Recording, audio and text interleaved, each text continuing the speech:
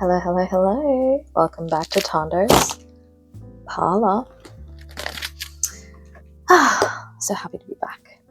So today I wanted to talk about how I came to be in this place of living a spiritual life, being out of the broom closet, so to speak, and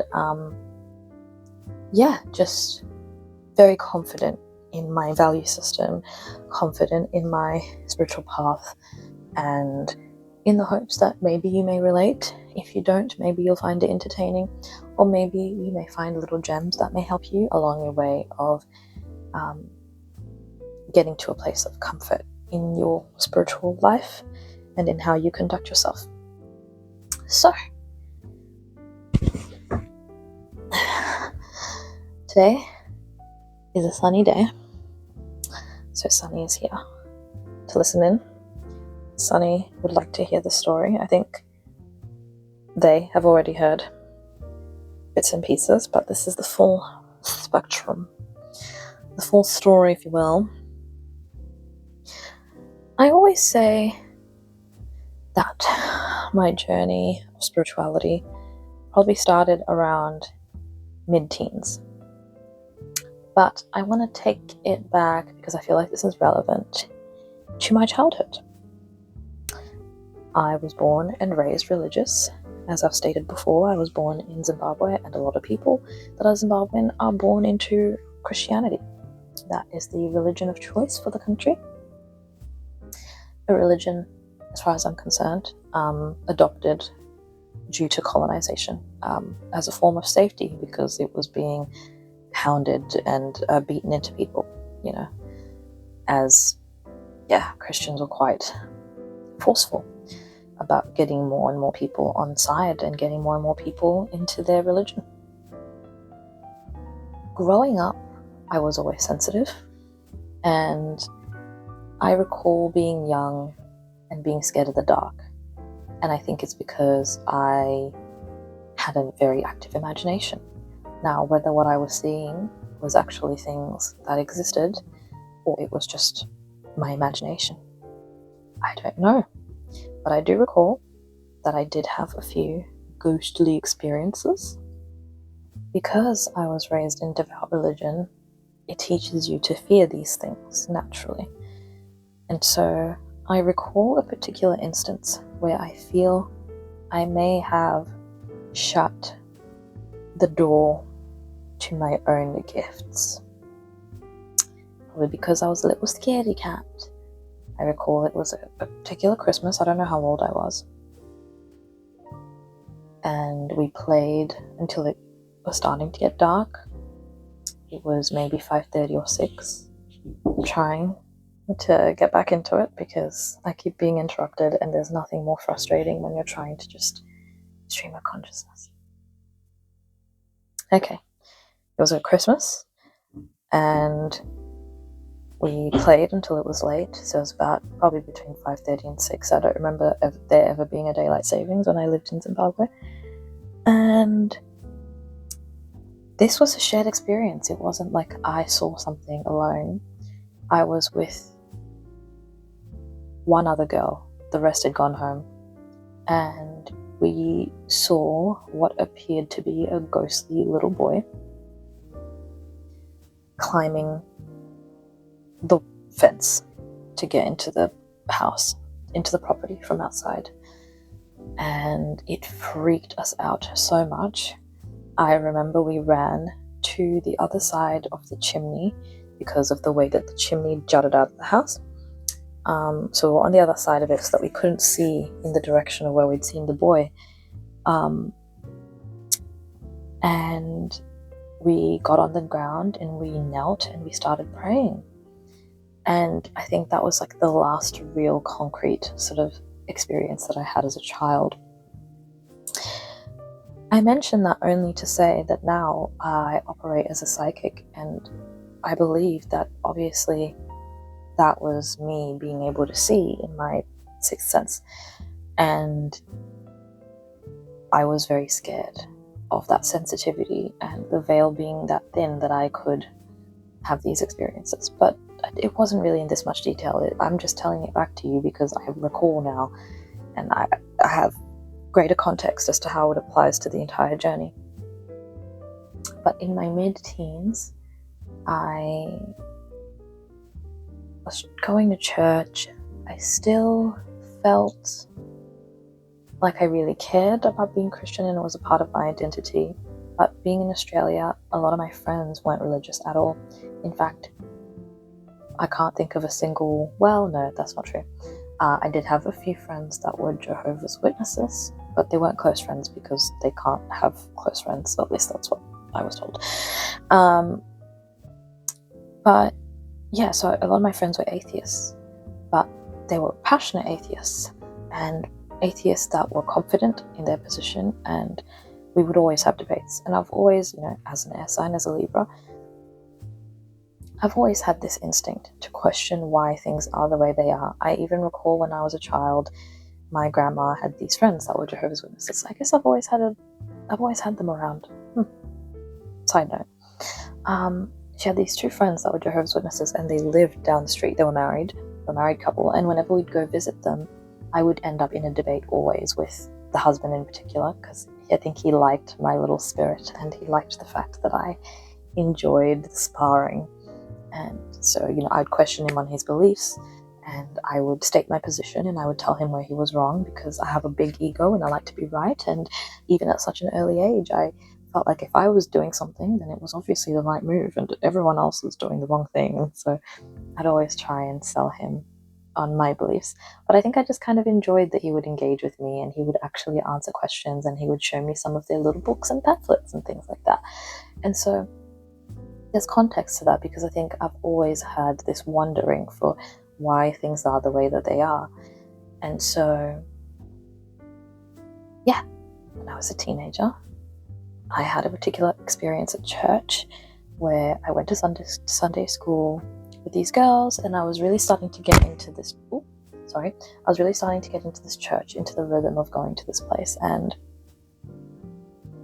I don't know if I even realized that my beliefs were shaky at that stage, but it was such a simple thing that made me really start thinking about everything. But essentially, I had this experience with this girl where we were hanging out and her eyeliner was running, and so she had a masked sort of blackening under the eye, and were I her, I would want someone to tell me.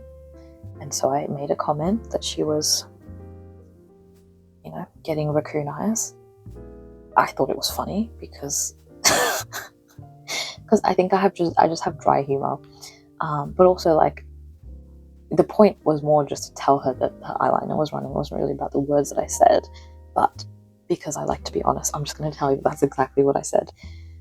And she wiped her eyes and everything, but surprisingly, what she got out of that is she was upset at me for pointing it out.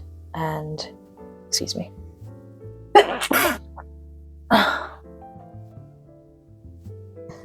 She was upset at me for pointing it out, and afterwards began to ostracize me quite actively with her and her other friends in Sunday school, and acting like I wasn't there and rolling their eyes. And I don't know, there was just something about that little interaction that was the straw that broke the camel's back. That was the last time I recall ever attending church. To be fair, there was a few instances around that time too. It wasn't just that. I'll give you another one because I feel like that's a bit of a silly one, but my mum and I were exploring churches because we had moved and we'd sort of lost track, and we tried different churches and had different weird things happen. Let's not get into that. But this particular one, we tried this church, and we got there, we entered, and as soon as we reached seats that we wanted to sit, there was already an envelope on each of the seats. So that was interesting. We're like, okay. And then the sermon starts, and not long into it, they get onto the topic of money, and it almost becomes most of what the sermons are about. And then at some point they bring up this person who was maybe a pastor at this church, but in a branch in the US. And then they came up and talked about how that church had raised $1 million. And the whole time I kept looking, and me and Mom kept looking at each other like, this is very money hungry, isn't it? Like, not feeling godly energies.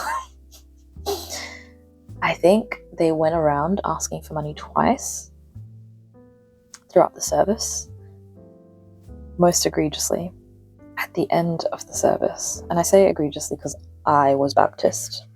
When I was Christian, always tea and coffee was like a thing that happened at the end of church. It was provided for by the church, and it was like a really nice way to socially engage, and I think it really did actively and nicely facilitate that. But at this church, we get out and they have a cafe that you have to pay for. I'm like, okay, interesting. And then we noticed they had merch, church merch. They had CDs, t-shirts, you name it, they had it for sale, and like a gift shop right in the foyer of the church. And it was just giving, everything has been about money since I walked in. I'm not feeling the godly energies. And these were the experiences I'd seen my grandmother have when she'd changed churches. And over the years, having more of these like charismatic churches and like all these weird things, I just feel like I had already started noticing a pattern of things that I detested within Christianity. And it mainly had to do with, I felt that Christianity was encouraging people to walk around blindly faithful in a way that wasn't healthy. Like the amount of times growing up, I would hear people say, yeah, I'm looking for a new job, but I'm just going to put it in God's hands. Okay, are you going to put it in God's hands and put some applications in? Like, I'm sorry to be blunt, but God helps those that help themselves. I'm pretty sure that's in the Bible somewhere. In fact, that was one of my favorite sayings as a Christian. That probably tells you everything you need to know about me and my personality. I have a Jupiter and Capricorn. I will shout it till the cows come out. I have my Jupiter and Capricorn. I have a Taurus moon. So the idea of just like sitting back and expecting things to happen because you've put your faith in God was always detestable to me. And I felt like people weren't always, the pastors and the people in church didn't always have the best thoughts and intentions for each other. Many a time I had witnessed greed, jealousy, name a sin. I'd heard of cheating, the scandals. I mean, I'd witnessed pastors coming on to name a person, name a woman in a church. I'd seen it with my own two eyes. And so I think that probably gives you the right context as to what these were things I had noticed even at a young age, and these were things I was logging, but I was determined to overcome it. And one of the ways I was determined to overcome it was praying and asking for God to give me a sign that He exists. And it's not to say I've never received positive signs that a higher power was listening to me. It's more that in these churches, I went to such like devout churches growing up, people speaking in tongues, people crying and being overcome, and it's like, it made me have a complex. I started thinking I must not be holy enough, because why has the Holy Spirit not overtaken me and made me start speaking in a language I cannot understand? I sometimes would, put on, I'm not going to lie to you, I would put on the tears, put on the talking, because I was trying to get in touch with it. It wasn't even from a place of rudeness. I was young. I'm talking when I was a child. I'm not talking when I was a teenager. I'm talking when I was like a young child, like before like the age of 10, and going to church and seeing all these very expressive things. And I'm a passionate person. I've always been a passionate person. And I was like, I don't understand why I don't feel these things. And I'd always ask God, I'm like, okay, how come every other day I hear someone on TV in person say that they believe that they have a direct line to God, they believe that God has spoken to them and told them this, that, and the third. I think I'm a nice person. I think that I have done this Christian thing pretty well. I've put my best foot forward. So why am I not seeing the results? Why am I not seeing this thing that everyone's talking about? So after the Sunday school thing happened, I started thinking, I was born into this. How can I justify that this is the best path when it's the only path I've explored?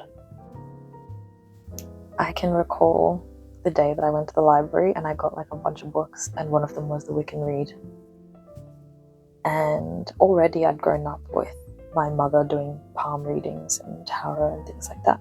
But she did that along with her Christianity, because, people can. You can be Christian and do that. I know some people don't think, some people think those two things don't align because apparently the Bible says, but at the same time, the Bible says a lot of things and some of them contradict. So,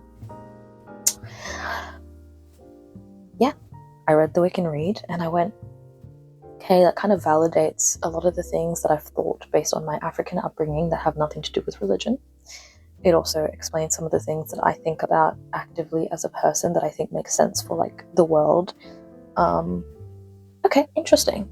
And then I went to school with a lot of Muslim people, and I would engage the Muslim girls specifically in why they were Muslim, what it meant. A lot of them were also born into it, but I found the Muslim girls had an amazing, amazing clarity and ability to articulate why they wanted to remain Muslim and how they actively engaged in things. Like there were women who told me that, like, maybe from their culture, because being Muslim is not a culture, it's just a religion, but from their culture it's not really like the biggest deal for them to wear a headscarf, but it's something that they can do. And a lot of them would tell me about how they made that decision to go forward with veiling, which is something that I'm going to be doing a lot this year as well,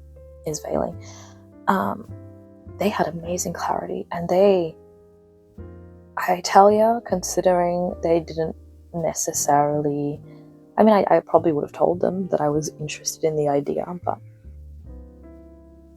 they didn't know how deep it was for me, and yet they really were such a light. And I tell people this all the time, but I think if I was going to be in another religion outside of Christianity, I was this close to joining Islam. But I did know from Christianity that there were things that I just didn't like about religion and like group things. I don't like the pressure, at least in African communities. Like now that I'm in Australia, like the Christians I met here are super chill. They're nothing like the African versions. The pressure to go to church every Sunday, the pressure to wear your Sunday best, the pressure. There's a lot of doing things in crowds in churches. You want to go with the crowd, otherwise if you stand out, you will feel ostracized or you'll feel weird. I guess group dynamics always end up like that no matter what the situation is. And so I think that's why I didn't end up in religion, because I don't like these group expectations, and I've always felt that a relationship with God is personal, and so what you may choose to do in a group is a choice, but really it's about your connection to the divine, your one-on-one connection. It doesn't have to do with where you go. There's certain things that you can do symbolically to show your devotion to the divine. But now that I'm spiritual, I think you can just show your connection to the divine by singing and dancing, like exactly where you are. I will talk to the divine or to my ancestors in the shower. That could be a faux pas for some, but it's never bothered them. And I feel I like that because, I don't know, I think about the whole Garden of Eden thing, and I think like nudity is like the most natural thing in the world, and I think they're spirits, and I don't think the divine cares whether you're wearing your Sunday best or you're a homeless individual who hasn't showered for 5 days. I don't think that the divine cares about that, because that would be silly. Like, this human existence is just, there's so much more. There's so much more than this physical existence and these man-made rules that we have. They're so silly, most of them. Like, if you really sit and think about it, like, who is someone else to tell you how you connect to the divine, right? And I think so long as you're not trying to create a doctrine and then get people on it, you know, like the cultists of the world, the Charles Mansons and whatnot, if you have your own way of being with God and you think that that's super divine and that makes you like, you think whatever you want, it's your world and you're living in it, you know? So yeah, at 17, I was actively learning. I recall watching so many videos about the Jewish faith as well, Judaism, because I was seriously just considering what all my options were. I treated it, as I always say, like I was a science experiment, and I wanted to do it in a way that would make my brain go, okay, I now understand why I came to this. Because yeah, I realized I was sort of ill-prepared every time I got into arguments with people that weren't religious and knew the Bible. With people that were religious and knew the Bible, never bothered me. But people that weren't religious and knew the Bible, it was something about their delivery of the things that I couldn't explain that really just had me go, maybe I should think about this. How did I get here? You know? But yeah, and then shortly after or around that age, or within a year or two, I got gifted my first tarot deck. And so I was like engaging in things like, you know, watching my Libra horoscope for the week. I think I was doing that even when I was 17, 18. I always had an interest in spirituality from the get-go, you know? And now that, I think I went from religious, and then I went through maybe like a year or 2 years, maybe 3, where I identified as agnostic. You know, I don't know what is, what isn't there, whatnot. And now I feel like I have done a circle. I thought spirituality would take me further and further away from God, but I feel closer than ever. And that's because once I started on this path that I've ended up, my own path, that has nothing to do with a crowd or meeting standards outside of myself. And through engaging with the world and looking for signs and learning signs that are supposed to be for me, I now feel closer than ever to the divine, to a higher power. I am so comfortable in my beliefs. I am open to adding to those beliefs. I don't see them changing much from where they currently are. I feel that my current path has shown me real, tangible evidence. Apart from it giving me, I was going to say the intangible things, like, you know, reconnecting with my psychic abilities that I had sort of shut in a back room. Now it's starting to come out, and I realize what's coming out is what was always within. But I needed to find a place of strength to accept it and to love it, because it is mine, it's my birthright, it's what I was given, it's what I was blessed with, and it's what I'm supposed to use. And so what spirituality has given me is a greater sense of self-concept, greater sense of love of self, greater gratitude for this human experience.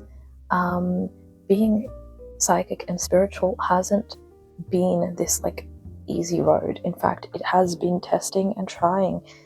And yet recently, when one of my friends asked me, does your faith ever waver? And I said no. And I still say no, because it doesn't. I know who I am. I know where I'm going, and anything I don't know yet, I trust is for me. And now that I'm 28, as I always say in these videos, I am feeling called to guide people actively. That's why you're watching me. So that's been my journey. I mean, in my 20s, just to give you a little bit more before we wrap up, but in my 20s, I met my bestie, Wanea, and we essentially had a spiritual awakening around the same time, and we've witnessed many others since, because we've been in each other's lives ever since. But how we engaged is we would just read books, we would watch different peoples of different faiths and different thought patterns and opinions, and we would have discussions, engaging intellectually and psychically, and then we would put things into practice. One could call this stuff spiritual. Things like, the law of attraction and how to manifest. These were things that we would just literally put into practice so we could see if it worked for us. And I think that's how everyone should engage with the world. Just because Vogue says blue is in doesn't mean you have to wear blue. It doesn't mean that when you wear blue, you will feel happy or you'll feel your highest expression. You might be happier wearing yellow. Yellow could give a pep in your step that blue never could. But because you've decided to listen to stupid voices outside of yourself, and instead of just engaging with things out of curiosity, right? Like, okay, if there is a trend, maybe engage with it with curiosity, but being open to be like, okay, that doesn't match me, that doesn't suit me, even if it suits other people, and even if people say that this is a thing that we're all doing now. I don't know. I think there's beauty in a spiritual journey because a lot of it is done in solitude, and then along the way you meet some very amazing, important people, Wanea being one of them. But I've met people that have come and gone, but each of them have added to my spiritual path. But largely it is a lonely journey, and I think, wow, how beautiful that it's a journey where only you can see the depth of love and devotion you have given to yourself in this life. Only you can sit there and go, look at what I've achieved. No one will ever see me the way that I see me. That could be empowering if you let it. That could be an empowering thought. So my advice for you, if you have even a sliver of doubt about your beliefs, explore that. Don't be scared of it, because what you might come out on the other end could surprise you. You could find greater faith in the exact thing you were always doing. But I think it's so healthy to question everything. You can apply that to any aspect of life. Question politics, question the media, question people around you, question yourself, question your brain. Is what you think actually serving you? Is it for your highest and greatest good? Is it true? Or is it projection? Engage the world with curiosity. Follow your heart, follow your instincts. Listen to yourself. Because only you can bring you happiness. Only you can bring you true, lasting happiness. I love you. I hope you got a lot out of this reading. I cannot wait to hear your thoughts in the comment section. I love you so much.